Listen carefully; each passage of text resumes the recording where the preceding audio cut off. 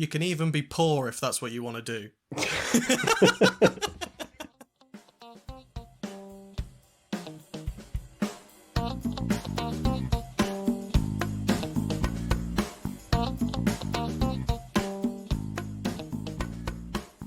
Hey, and welcome to what will be the pilot episode of The 33% Majority.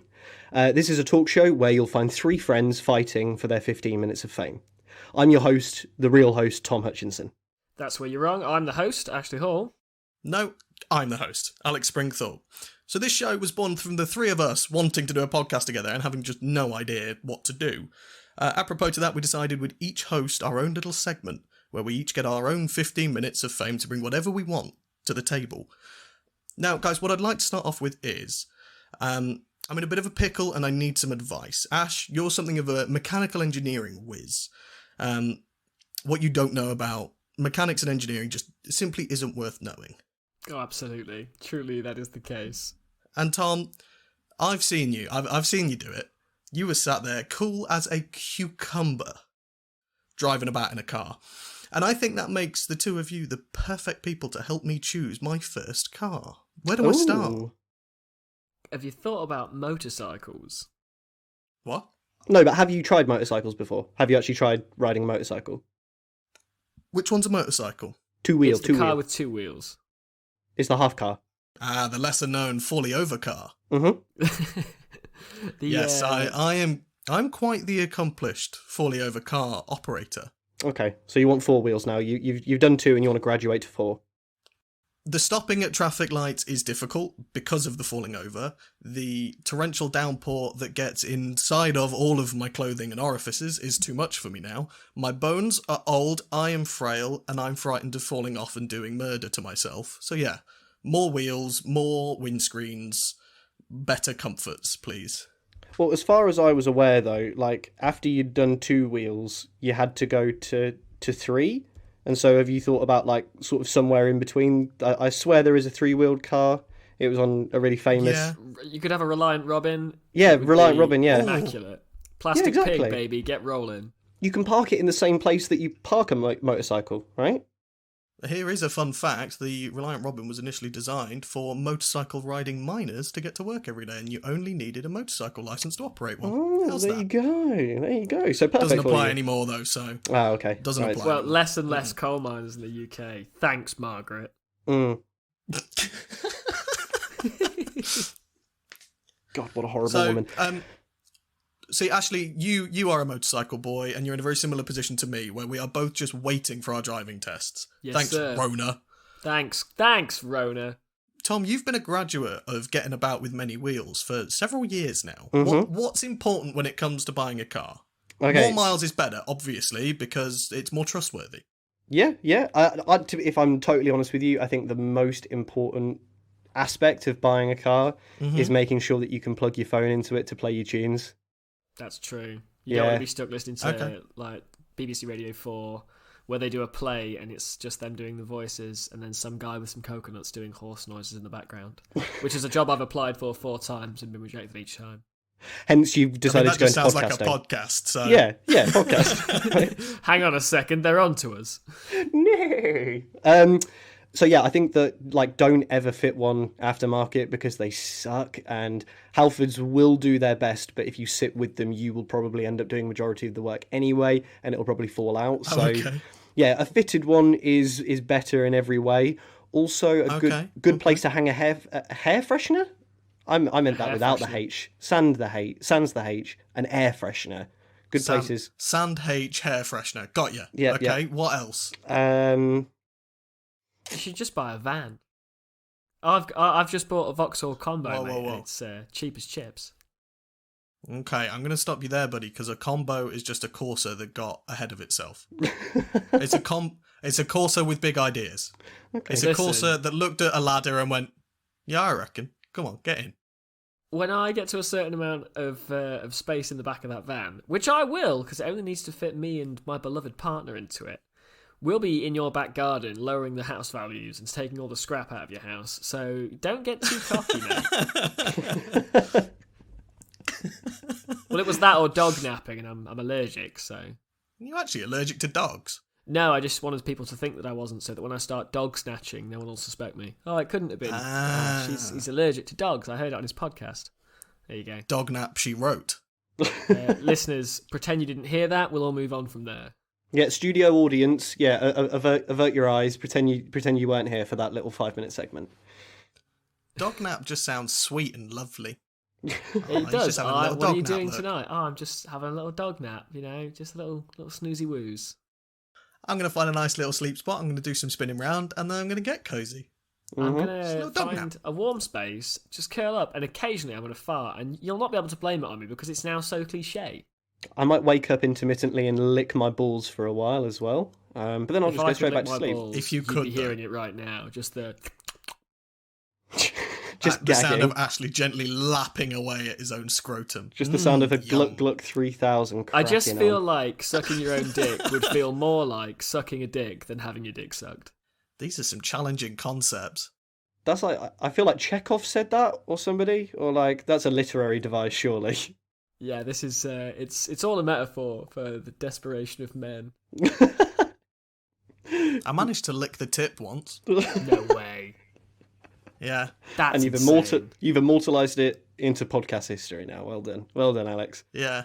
I Into love episode 1 of all things. So I think it says more about our listeners than it does us, because if they're still listening after that, Jesus. Yeah, you've really committed to the licking of the balls. I feel like we've all committed to the licking of the balls, but actually managing the tip is... You should be in It'd Ripley's probably Believe be It or easier Not. if we all just took it in turns to lick each other's balls. 'Cause I could definitely reach Ash's balls I'd be able to do that with more ease than my own. Alex, I'd have to tiptoe.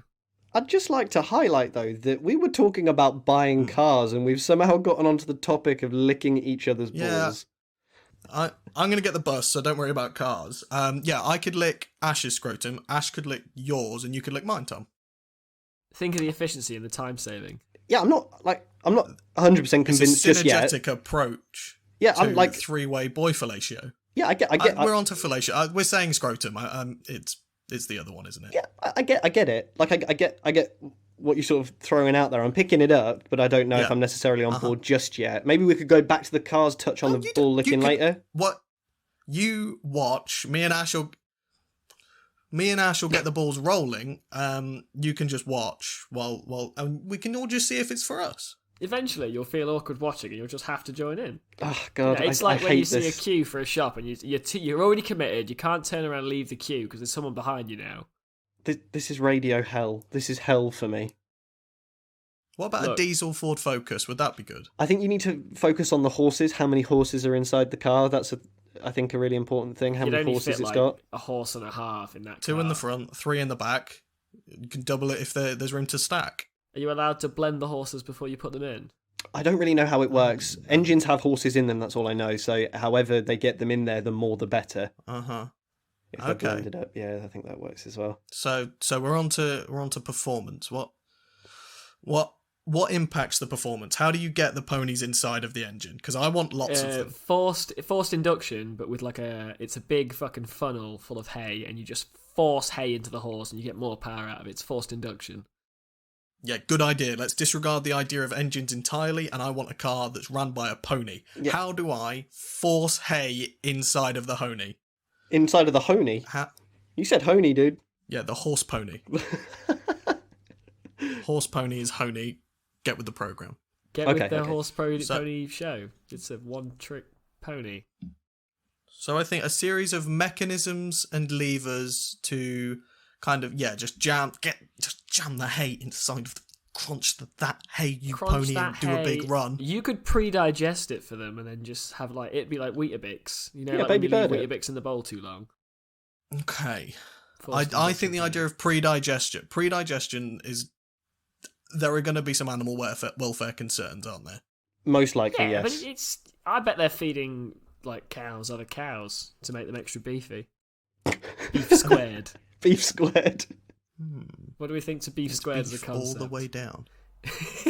You thought it was... I'm not set on the 33% majority. If you want to change it to beef squared, I'm down. Beef squared sounds like we're just going to argue the whole time. Which I don't think is accurate, because for the most part, we're now agreeing that we should just be force-feeding hay into horses to go faster. And there's no argument against it, and I think it's going to work. I mean, the alternative is, instead of like that sort of increase in performance, you could just... What I'm trying to say, how do you motivate a horse? How are we on With horses? pain. No, don't do that. That's terrible. No. I feel bad saying that. Please don't. Please, no. Don't motivate your horses with pain. A motto. The promise of meadows. A carrot on a stick. So maybe you just get a really good carrot on a stick. Essentially, just think carrot. of the tastiest carrot you can imagine, or not you, the tastiest carrot a horse could imagine. Are horses stupid or are they intelligent? I think it's somewhere in the middle. How smart is a horse? They are the freest creature in the world, and yet they choose to be captive and take people to market. And you could run very good and very fast, but instead, no. So I think so far we've got Bluetooth radio, professionally installed, hopefully factory installed. Yeah. Many ponies, many successfully motivated ponies. What else is important when it comes to car ownership? Ashley, do I need to have material concerns? I don't want an unreliable vehicle here. Get a Morris Minor. It's got wood panelling. Ooh. It's got wood You panelling. never hear a bad Nothing thing says about quality like wood. I say this as a man speaking to you from a desk that he made himself on a mouse mat that I made out of wood that works perfectly. Hang on. What I'm hearing here, Ashley, is you, and by the way, yes, of course, I accept, are going to build me a car from wood. I just think it might be the way to do it. Listen, Audi, BMW, other fantastic German car makers, lube up, mate, because I'm coming in there with some sweet wood. Yeah, listen here, Bavarian Motorworks. It's time for... What would you call your car company? Ashley's Good Cars. It's pressure now. Ashley's Good Cars. Ashley's Good Cars. Welcome, ladies and gentlemen, to the first advertisement segment, sponsored by Ashley's Good Cars. You won't find better quality outside of a tree. We'll give you wood. Wait. Sorry. No, that's it. That's it. No, that's it. You did it. You nailed it. You literally beat marketing. You won it. It's great. Somebody call Elon. Tell him I'm available. People ask us all the time, are our cars sustainable? Yeah, they're okay. Oh, they're no. absolutely pine, thank you. They leaf other cars in the dust. In the sawdust. Hey. Welcome to the Italian branch of Ashley's Good Cars. People ask me all the time, are they lovely cars? Well, they make me sick more than most.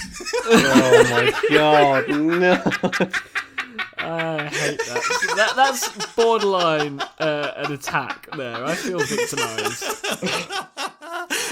I hate how proud you are of this.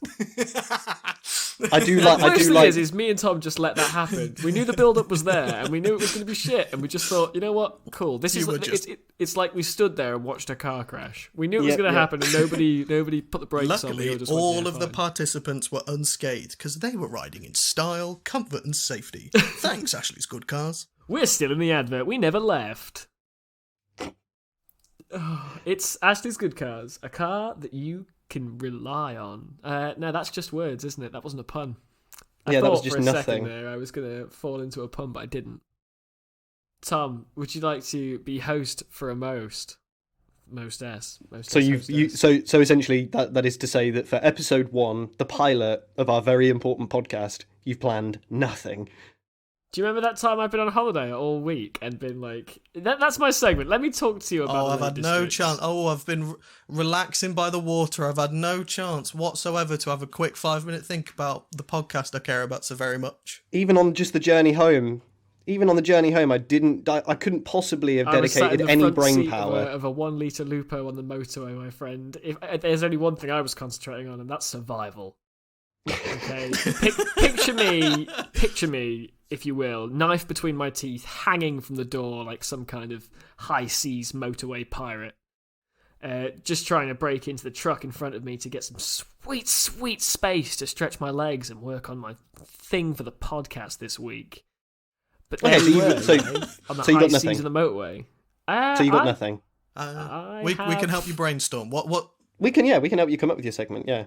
What things do I like? I like We're gonna talk about me as a person and my failure to prepare.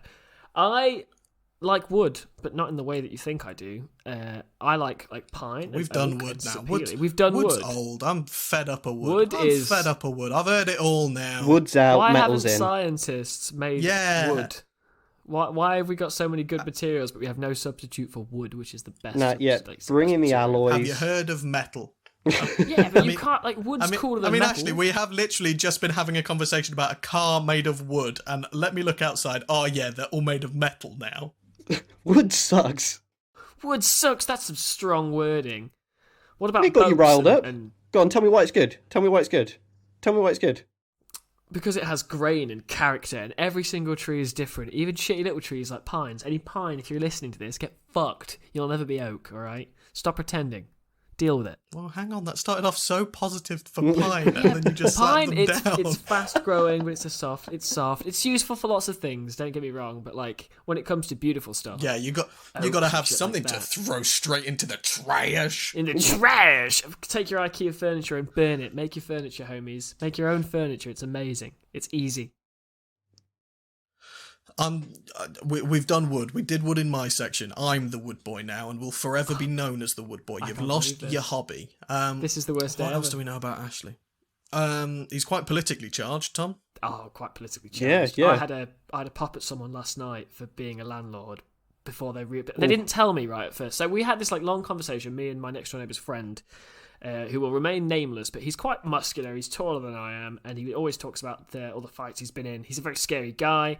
And I was saying that if your job, and landlords, if you're listening, I mean this, inbox me and tell me why I'm wrong, and I'll correct you some more. If your job is to own somebody else's house, something's wrong. If your existence is to own 17 houses, and you're like, oh, I provide maintenance. Sir, if they were paying the mortgage price and not the overcharged rent that most places charge, I think you'd find they'd be able to afford the maintenance themselves.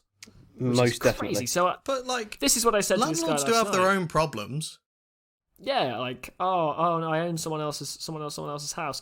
You wouldn't have those problems if you just friggin' heck. Where am I going to put all of these keys? That's people who sell key rings. You're actually the real victim here. Is the landlord who is being sold key rings. Sorry, I can't come into work today. I'm too busy controlling wealth. Yep. Guys. I've got a leak. One of my tenants has got a leak in their roof. It's all right though because they've been paying £150 more a month for the last 5 years. I'll pay someone £200 to fix it. Mm-hmm. See, I am opposed to your views on this though, and Tom, you are agreeing an awful lot. I'm totally opposed to it because, who's the issue with? Because it's surely not with landlords. Surely it's with the system of home ownership. Because, absolutely. if I work very hard and I buy many houses, I've got, I can provide a service there. If you want to live in my house, I'm not going to charge you any deposit there because that's what you'd have to do to live in a rented, to buy your own house is to pay a deposit on the mortgage. I've done it for you. You just pay me an increased fee.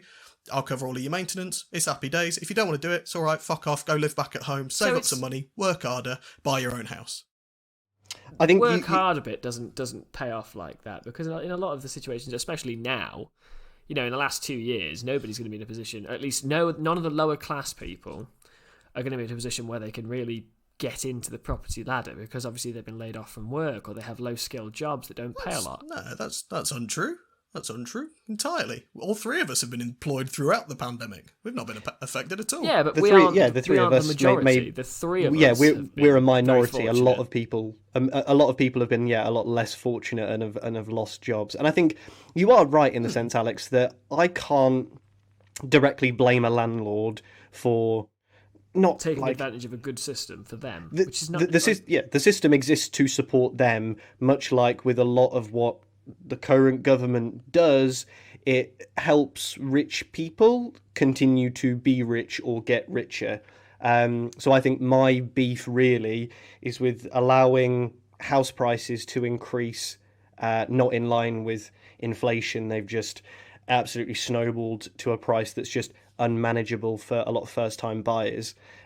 Which, by the way, if anybody over the age of sort of 40 tells you that you need to get onto the property ladder because that's what they did and they made a good investment, they've just lied because house prices were peanuts back then. But also, at the same time, it's really the fault of the government for allowing landlords Surely, to set their but own that rent. system though, yeah, if we're kind of blaming the government there, surely it's a somewhat flawed argument on the basis that that system just encourages people to strive for more. If things cost more, do Right. more, earn more, and then you can get but your own it's version not- of the thing to have. But house prices have gone up, yeah, because of supply and demand. Because But the somebody is pay, able but to the pay pay that for the price, work and you hasn't can't. gone up equal to it. I mean, if you look at the cost of a loaf of bread 10 years ago versus the wage 10 Yeah. years ago, it doesn't measure up. You don't get as much for your money, and that goes in everything in the property market. And people saying, "Oh, well, just work harder." A lot of people aren't in a position to say, "Okay, I'm going to quit my job and get an education because I'm in a position where my rent is paid, or X or Y or Z. I'll improve myself as a person, as a potential employer." An employee, sorry, by going to this college. For instance, me, I could not afford now to take 2 weeks off work, much less any longer than that, to gain any qualifications, to gain more gainful employment. All I can do is put the time at my current place, which does not pay a great deal. Now, that's not for everybody, and I'm very lucky in the fact that I've never been out of work for more than 3 weeks, ever, because I truly believe that if you are willing to work, there is work there for everybody. Definitely. The problem with landlords is not with Agreed, yeah, landlords. agreed. It comes from this place of, while ever you own 4 houses and you're renting them, those are 3 houses, besides the one that you live in, that aren't going to belong to anybody but you. And then when you die, you leave it to your kids and they sell it, which is great, it's wonderful. But by that point, yes, you and yours have succeeded, but 3 people have not had the opportunity to buy a house. And then as a result of that, if you times that by the amount of landlords in the country, my point is, the gentleman in question essentially owns 3 properties, the home he lives in, and then he rents out 2. Now, he's a good landlord. He's on time with his maintenance, which is brilliant. He makes sure that they're looked after, and he doesn't fuck people around. Maybe in that minute, that's okay. But when you move to the scale of some people, I used to work at a notorious tech repair place, and we had a woman who had 17 properties. Her job was to make sure that they had a running washing machine, hot water, cold water, gas and electric. Now, I'm sure that's difficult, but the money she was on is insane. Just insane. That's 16 houses that are just... I know that you're going to say that, oh, well, she earned her way up to that. For sure, but why... No. I'm wanting to put a spin on it, if you'll allow me, because we are... The 3 of us, we are in unique positions, because Ashley, you and I rent, Tom, you rent, but you do own a home. Yes, I do. You do. are on the ladder in some regard. But by the sounds of it, all of the issues come down to lack of opportunity. And actually, I've heard you make this point before, where landlords charging a premium on top of their mortgage payment to tenants restricts tenants to save up and get that deposit for their mortgage, and so are stuck in the perpetual state of renting because you can't hoard the capital in order to get a mortgage. So how about this?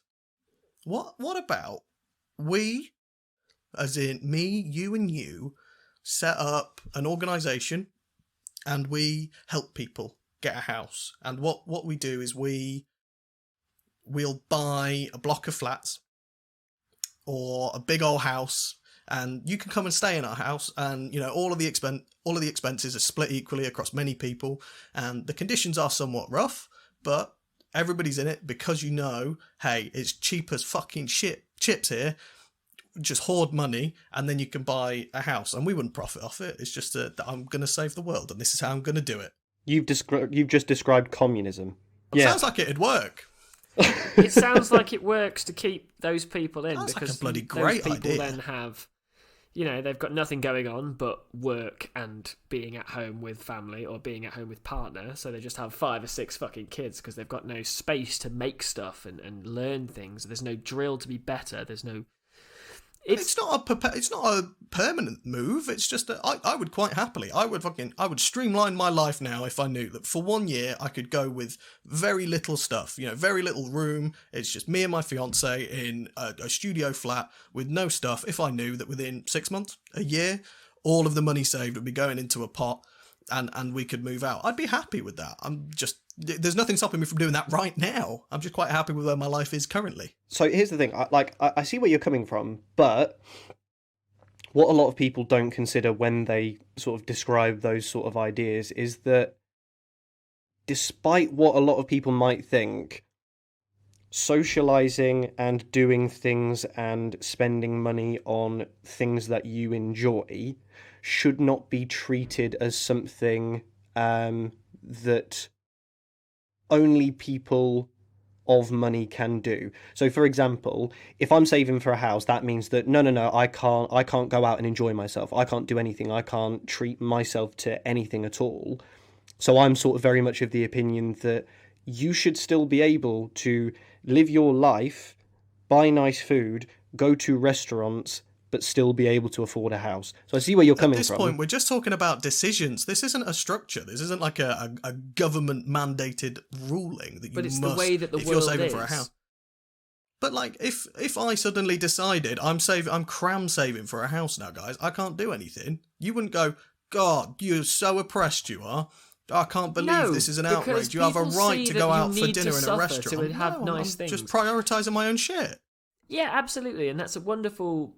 You're in a position where you can do that, which is wonderful. A lot of people, you know, what the worst thing in the world, and this relates back to what Tom was saying, and how this is viewed socially, and moving like staying on topic with landlords and home owning and this kind of thing, but just poverty in general and how it's treated. Whenever you see a homeless person with a fucking smartphone, somebody in your friendship group or your family or somebody that you know or people that I know will be like, oh, well, they can't be that poor if they've got a phone. Why do you want people to not have things to prove that they deserve your help? Yeah. Just fucking help people. Be Owning kind. 17 properties. Homie, I know that you're renting them out and that's what you've made your career on and that you're doing great and your kids are going to succeed. 17 houses just not on the market, not available, going up in price every single year as the property ladder fucks more and more people. And I know that you can choose to basically make yourself into a hermit and save the money and buy a house. I don't want people to have to suffer more than is absolutely necessary. Yeah. Alex, you know me very well, and you know that I've been homeless and I've been borderline homeless for a long period in my life. And it is never because I was not working. It's never because I was not trying. I see people my age. So there are flaws in the system. Massive flaws. There are flaws in the system. Then how would you propose they are changed? Because I have a very easy fix. I don't think the system is flawed. If I'm honest, I think this works. If people want to decide to buy a house, it's not it's not a given. You don't have to buy a house. No one's telling you to do it. If you want to, this is what you got to do. But it's in the language of the world. People go, "Oh, do you own your house or are you just renting?" The fuck do you mean by just, mate? It's a perfectly legitimate choice. Are you just? Oh, you're just renting. It's so insidious that people see it as lower class, and there is that divide between people that know they will one day own a house and people that think, "I will never own a house." You see, and this is the thing though, right? So by me saying that, the idea around landlords and how it's done at the moment is not me saying that renting shouldn't exist, because I do think that there are benefits to renting. However, it should be an intrinsic fact that renting should be cheaper than owning a house, and so therefore if There's a landlord's to owning a house. Yes, exactly. So therefore if a landlord's mortgage is £500 a month, right, I feel as though it should be illegal, wrong, immoral even to charge somebody any more than what their mortgage payments are. So therefore landlording cannot be your only job. If you own a house and you wish to rent it out, you can do that, and you should be able to do that. But at that same time, if your mortgage payments are £500 a month, you should only be charging somebody £400. The large majority of it, because they are living in your house, but at the same time, I feel as though they should still have to have an income to cover the rest of it, The statement that everybody deserves a roof over their head shouldn't be a radical statement. Everybody should be entitled to a house, and not just people going, oh well, but the British citizens should all be given houses. These people coming here and being given houses. Hell yeah, my guy. Hell yeah. The other people suffering are not your fucking enemy. You know when you hear people say, oh well, I'm paying this, but they're getting it for free. Homie, question why you're paying that much and they're getting it for free. Don't question it because they're getting it. Question it because you're not being given the same.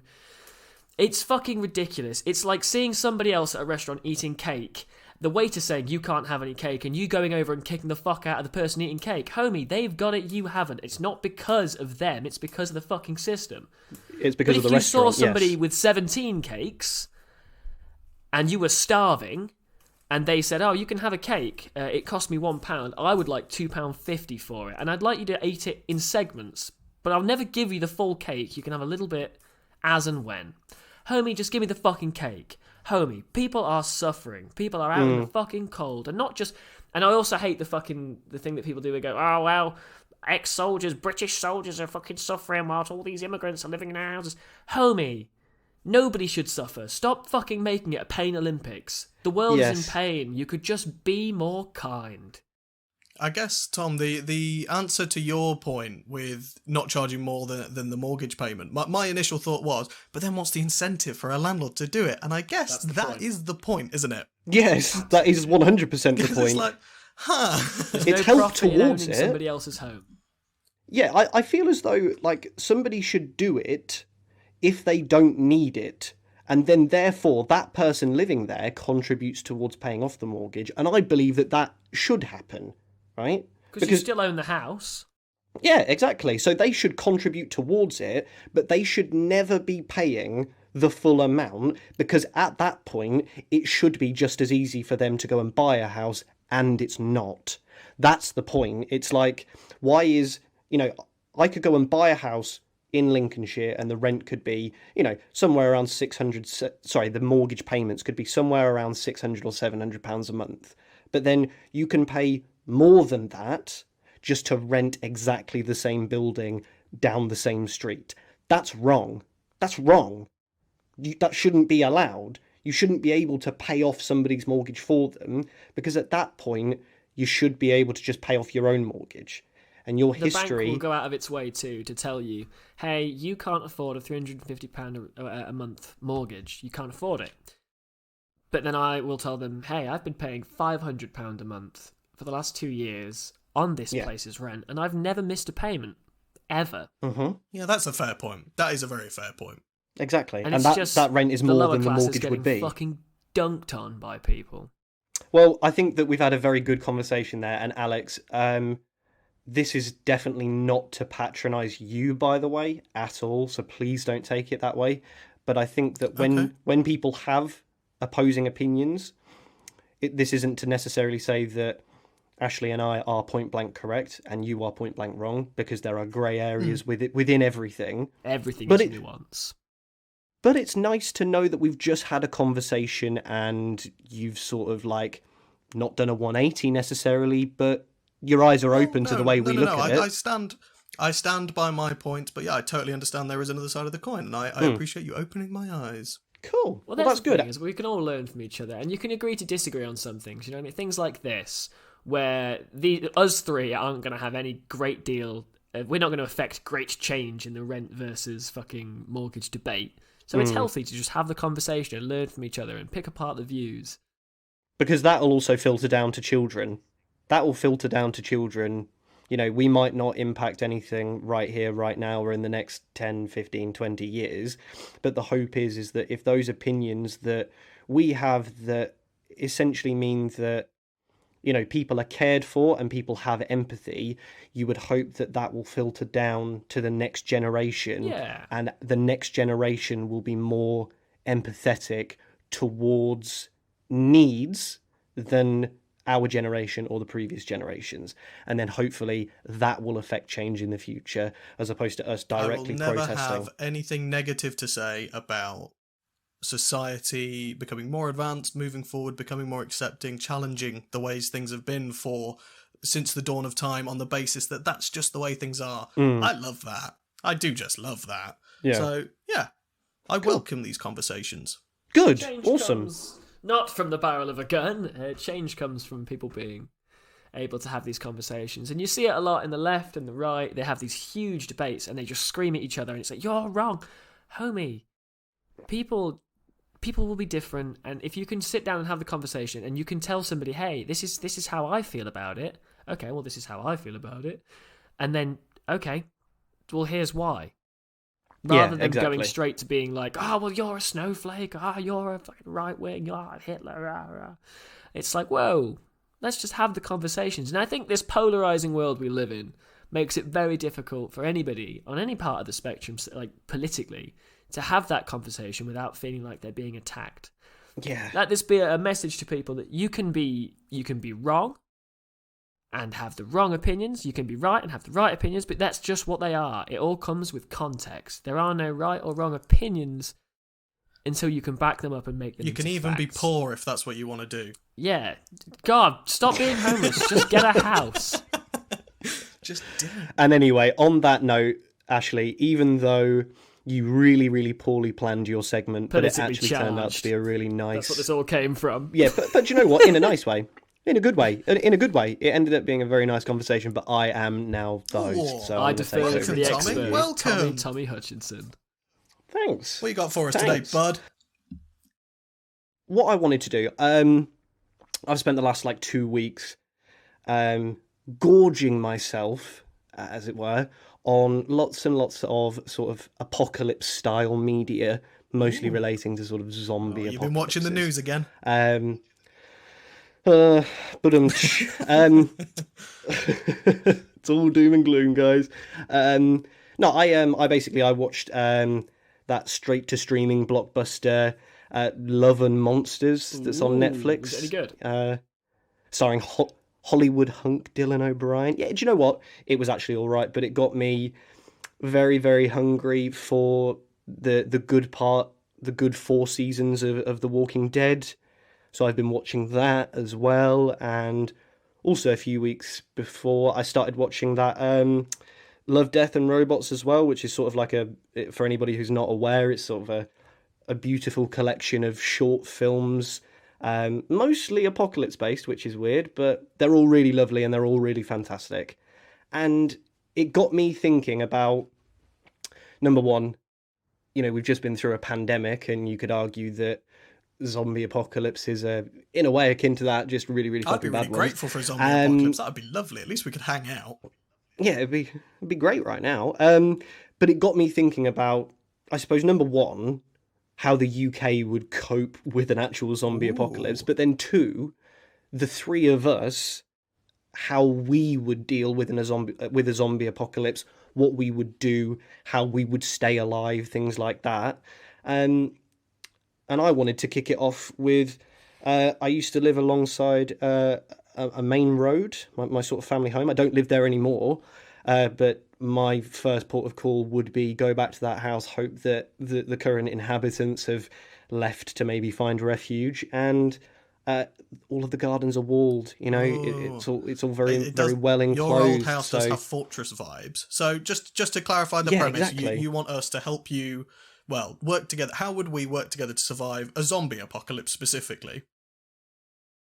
Specifically a zombie apocalypse. Okay, I mean, I can tick one box straight away. Ashley would be out. He would be foraging for weaponry, handheld armaments, and guns if he could find them, and he'd be out having a wonderful time doing explosions at zombos. I think I would be surviving pretty well. Don't want to brag.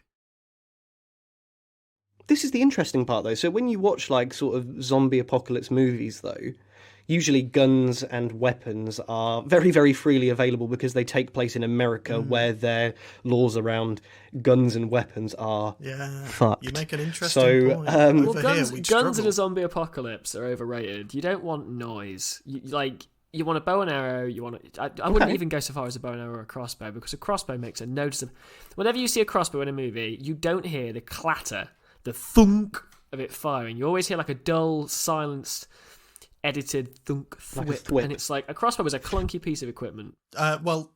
When the zombie apocalypse hits, I'll head straight to the nearest farm, and I'll go rummaging around in drawers for the farmer's shotgun. And actually, when you've snapped your string on your bow and arrow, you're more than welcome to come grovelling for my help, and I will perhaps lend you a shell or two, and we can shotgun away together. Doesn't matter if the zombies know where we are, provided we have lots of guns. But you're always going to bring more zombies. You can all have some. You can have some. Welcome. Hi, everybody. Welcome, zombies. I have lots of shotgun to give to you. You want to be as quiet as possible. I would have a spear or a haster or a halberd. Bang. No noise, just a quiet jab. Keep them at a distance. You know whenever you see them with a sword? That last one? A halberd. From The Office. Yeah, he's good. No. Think of it like a spear with an axe head as well. It'd be perfect. Yes. You want to crack some skulls. You want to keep some distance between you and the zombos. I would bet that the surviving unit, if you were to gather every military in history, and have them go survive in a zombie apocalypse, I would bet that spearmen, Roman-style phalanx spearmen, would be the gnarliest people. Because you have no bodily contact with them. They have spears and shields. That's what I would revert to. I would have like, me, you, and Tom. I tell you what's going to be better than a spear, though. Is it a gun? It's Big Al's farm. Welcome, everybody. Click, clack, bow. You can't reach me with your spear because I've already made your head lots of little bits. No, Ashley. But you see, that's the thing. Yeah, you are going to run out of ammo. I'm on a farm. I'll grow some more. Have you ever tried to make shotgun? Sorry, for those listening, this is all hypothetical. It's quite difficult to make ammo in the UK, to make anything that... No, shotgun's really easy. What you get the film canister from a 35mm roll of like camera film. You start with that, or so I've heard. And then you fill it with the dust that settles at the bottom of a bag of Weetabix. Oh shit, he's right. On top of that, just a smidge of olive oil. This is the mildest anarchist cooking recipe. And then you pop that in shotgun, then you make zombies be dead. Again, properly this time. I did it right. Don't worry, everybody. I used the Weeto gun. Who do we think, out of us three, so let's say there's 3 roles, yeah? Somebody survives all the way to the end, somebody gets killed right away, and then somebody that like lies about being bitten, because there's always fucking one. Somebody out there's an asshole. I died straight away. Did you hear about the bit I just said about doing Weetabix shotgun? I'd be gone immediately. The mushy cereal gun, yes. Yeah, no, that would just, you would be gone. It's you would before be even the zombies turn up, he actually trips over trying to get up the ladder in excitement to fire his new shotgun rounds. Yeah, just trips and shoots himself. I think Tom's got the best chance, you know. He's very... Tom is fast. Oh. You've got big ideas, Ashley. You know about survival and stuff. But I do think you would fall in love. You would find your zombie sweetheart, and you would be stricken. I don't want to be stricken. I don't want to die. You will be. There's no resisting. Just, Ashley, let me tell you about her, okay? We'll start from the feet up. The feet, a little bit gammy, but don't worry, her Birkenstocks help hide it. On her the legs, decaying. The leg bits, no, the leg bits are lovely. In fact, so sculpted, so toned. Okay. She works in partnership with Gymshark, so she's got some real sculpted, some lovely leggings. Okay. So Birkenstocks and leggings. Already, this isn't working out. She's wearing granny shoes and sports leggings. I'm hesitant. Up top, Ashley, I know you've got a sweet spot for the Parker coat. I love a Parker. He's not wrong. And oh my god, her beard is lovely. By the way, it's a nuclear zombie apocalypse. Everybody has transformed. Wait, she's so Optimus will Prime I be as able well, to by the way. She's Optimus Prime as well. Did I mention she's a truck? She's a robot in disguise. Ashley, what have I got to do to make her fall in love with you? You're going to have to teach her the compassion of humans, because she's a robot in disguise as a robot / lorry. How are we on Optimus Prime and the Transformers from Cybertron and not zombie apocalypses? I mean, if Optimus is free... Yeah... He's helping us he can fight pop the on zombies. over. Do I survive because I fall in love with Optimus Prime or not? No, you lie to Tom, who does survive all the way to the end, because you got bitten by your darling sweetheart, Parker coat, Gymshark leggings, Birkenstock wearing Optimus Prime sexy wife lady, and you were killed by her. She does do the gets you. I died doing what I loved, being bitten by big lorries. Any lorry listeners? Big lorries. My address is. Well, let's pivot to where we think what the best tactics would be, and I'll throw one out there straight away. Duct tape. I mean, what duct for? tape. Just duct taping everything, and I mean like every item of clothing covered in duct tape. If you want to leave the hut, house, wherever you're living, and you're going to get in contact with zombies, just have duct tape everywhere covering skin. How are they going to bite through that? It's going to be like a really annoying piñata. Here's an interesting one for you. Because, like, I don't know, I'm right, this is going to be a bit of a surprise to the two of you, and definitely our studio audience. I ain't watched many films, so I don't really know what goes on in them. But by the sounds of things, people seem to have forgotten about cars. What zombies biting yeah, through a but full petrol makes is you finite. what makes you think that there's going to be no But as long traffic? as central If locking's on, what's gonna everybody happen? died and abandoned their cars on the road, how are you going to drive through it? Yeah. No, that's not what I'm saying. Just fucking get in one, lock the doors. What are you going to do, zombies? But you're going to starve to death eventually. They're zombies. They don't get tired. They're not. He's not going to get bored of seeing his food in a car. Well, I'll make sure that the car I get into that's broken down is in the McDonald's drive-thru, and me and Ronald can get through it together. Ronald's going to be a zombie first. Have you ever seen clowns, mate? Clowns are extra susceptible to zombie Oh attacks. god. But Ronald is dedicated to his job, so although he is a zombie, he will also give you the best fast food in the world. And he can't chase you because he's got shoes that are too big. What I think the answer is going to be to climb up a tree and just hang out. Just be with be- a be bow in and tree. arrow. Not even with the bow and arrow. You want to just. I want to avoid conflict at all costs. I would go to the Lake Districts. I would take my van Fair. and a canoe, and then I would go and live on an island in the middle of the Lake District because there are 4, and I really like them. I saw them when I went this weekend. I would go and camp on one of these Guys, islands. I've figured it out. I've solved the episode. Go ahead. The 3 of us get in one of Ashley Goodcar's famed automobiles, Yep. famous for their safety and comfort. Very true. No one's breaking through an oak tree.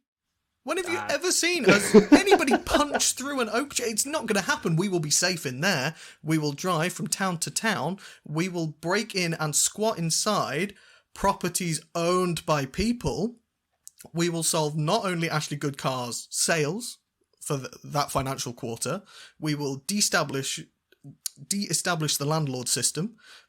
Because any landlord, they're going to be frightened that we're going to go in with my Weeto shotgun, and I don't know, we may lose a couple of deposits, but we'll be safe.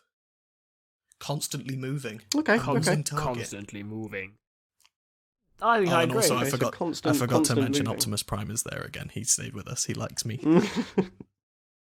But we're always on the run from Megatron. We I always got thought to get away Optimus from Prime Megatron. killed me pretty early on.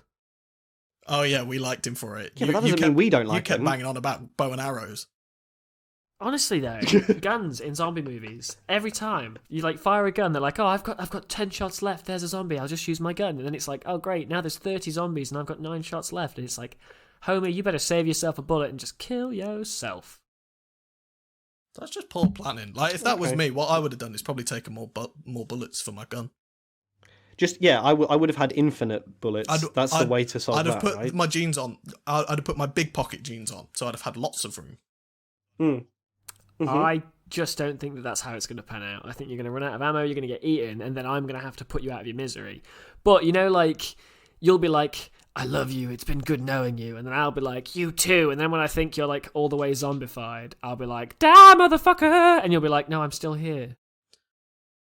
And then what will happen is the fog will clear, Ashley, and you'll be able to see my dying form, and the camera, it'll pan up, and you'll see the forest's floor with its broken leaves and twigs, decorated with little flecks of my blood.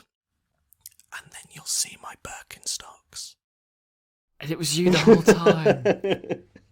To be continued. I'd like to admit something. I don't know what a Birkenstock is. I don't know what one of those It's is. like What a are shoe, they? but for a vegan. Yeah. Oh, okay. Cool. Well, now that we have, in Alex's words, solved the zombie apocalypse, No, I said solve the podcast. I just want to wrap up. Well, solve the we all podcast. survived Right, apart well, from me, and episode Alex over got to then. wear some Birkenstocks, and you both survived being eaten by zombies. I think that's a win-win-win. And I Win-win. finally got to die.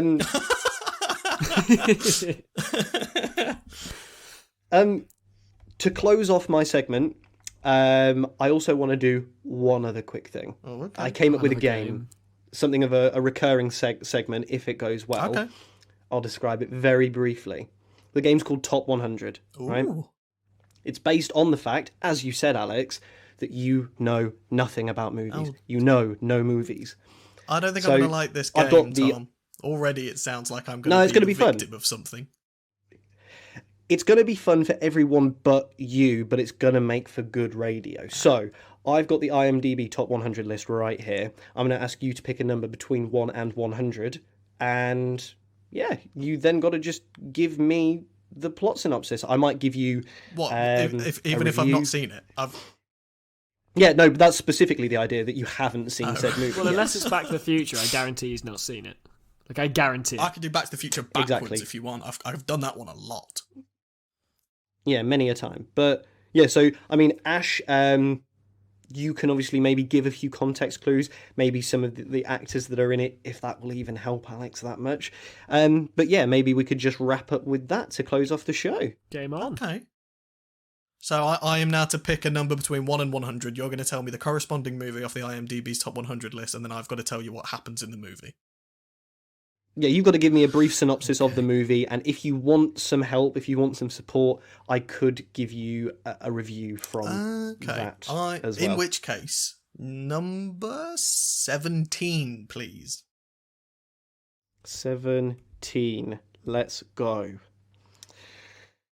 That movie is Star Wars The Empire Strikes Back from 1980. Good. Yes.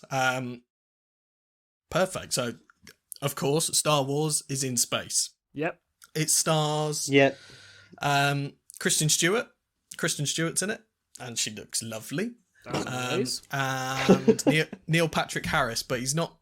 He's playing Neil Patrick Harris. And essentially, the plot is Neil. He was walking through the city streets of London. He was on his way back from an audition. Okay. He was walking through London, and he saw an advertisement for London's tastiest sandwich. And he popped in, and he opened the door, and the bell cringled as he did it. Ding, ling, ling, ling. And he walked in, took the first step in to the best sandwich shop in London, and fell through a portal, guys. Can you believe it? No one could. This is painful, no, I but like yeah, it. carry I on. think this is better than the original.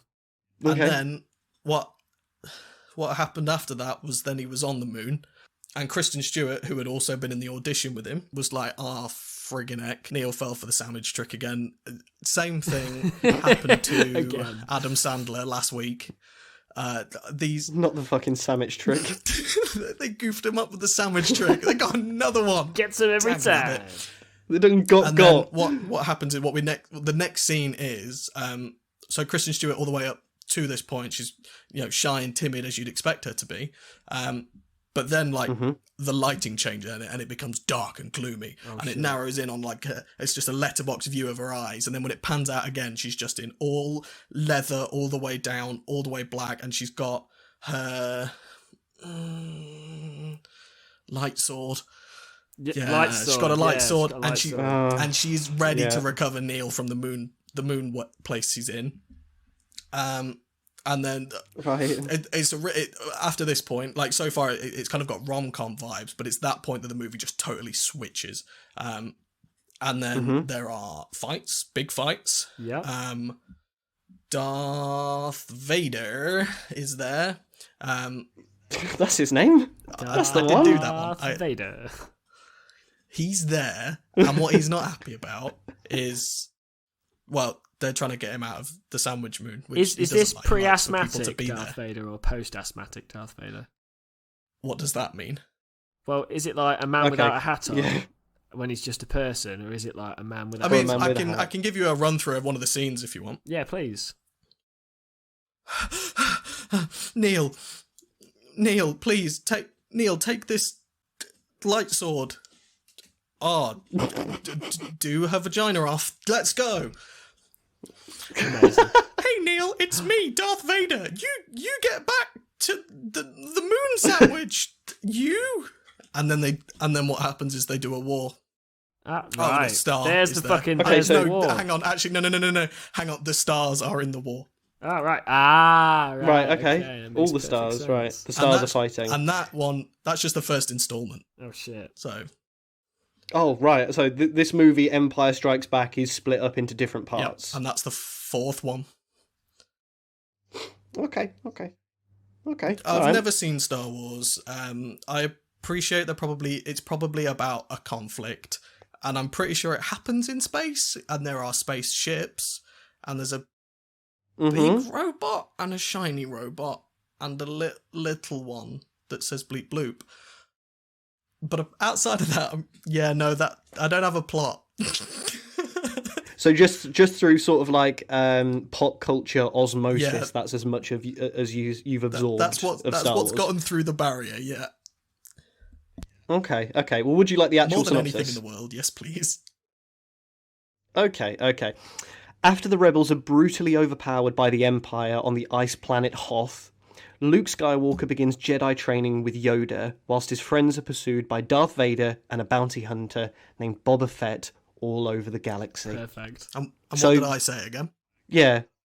You did that, whole basically. thing You nailed in it. more Fucking detail. It was pretty incredible. I reskinned it. Yeah, and Yeah. you did a better job casting because now it's got Kristen Stewart in it. So, And that's just a lovely time. Kristen Stewart, if you're listening, you're welcome as a guest. We want to hear you talk all about how you were in Star Wars. That would be Please, fantastic. Kristen Stewart, please be a guest. But don't go to Alex's house for Kristen, the please. hosting. Kristen, please. Don't. Kristen, please Don't don't, go there. tell my wife. In-face recording session. It's Kristen Stewart and Alex's wife. Why are they holding hands? Nobody knows. Alex, why are you under the table? What's going on? What is that supposed to insinuate I'm doing to Kristen Stewart, you sick fuck? Your wife's She's a there. respected guest on, Well, our, you tell on me. our podcast, and you will treat her better than that. What would you be doing under the table if Kristen Stewart was there? That's the Hiding fucking from question. Crying, right? I wouldn't know what to Crying do. out. So How would you look at her? I wouldn't be able to. Yeah, precisely. It would be like looking into the eye of God. You just simply couldn't. I would combust. And in that moment, he was unable to could. I've gone all giddy now. Is that the podcast? But that's the end of my segment. That's a podcast. I think that's the podcast. Yeah. Have we done Kristen episode Stewart. 1? You're welcome. Thank you, ladies and gentlemen, for joining us for the inaugural episode of the 33% Majority, where you have found 3 friends and we have fought for our 15 minutes of fame. I've been your real host, Alex Springthorpe. I think you'll find Alex was not the real host. It was me the whole time, Ashley Hall. Yet I, Tom Hutchinson, was always It's been the real absolutely host. delightful. Delightfully, absolutely. Absolutely delightful. It's been Absolutely delightful. delightful. It's been a Absolutely. delightful What a time. delight. What a delight. Absolutely Delightfully delightful. It's been absolute. Delightful. It's been a delightful All right time. then, bye! Bye.